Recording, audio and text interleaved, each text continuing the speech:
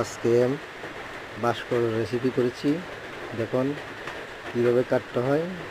আমি এটা নর্মাল কাট দিছি, এগুলো সব নর্মাল কাট দিছি। আপনার ওই আরও বিভিন্নভাবে কাটা যায়। বাঁশকল খাওয়া যায়, বাঁশকল অনেক পরিমাণে ভিটামিন আছে। আপনারা যে খেতে চাইলে এটা সিদ্ধ করবেন, প্রথমে পানি দিয়ে সিদ্ধ করবেন। সিদ্ধ করার পরে আপনার কমপ্লিট নরম, একেবারে নরম নরম করে তারপরে নামিয়ে নেবেন। তারপরে আপনার যা দিয়ে মন চায়, গোস্ত দিয়ে, মাছ দিয়ে, শিরল দিয়ে, চিংড়ি মাছ দিয়ে, যা মন চায় সব কিছু আগে রেডিমেড করবেন। রেডিমেড করার পরে তারপরে আপনি কী জানি বলে, আপনার মন মতন আপনি কষে গিয়া তারপরে ওটার ভিতরে এটা দিয়ে কিছুক্ষণ নাড়াচাড়া করি নাড়া ফেলতে পারবেন। তারপরে আপনার রেসিপিটা খাওয়া যাবে। আর বাঁশকুড়োল আপনি মন করা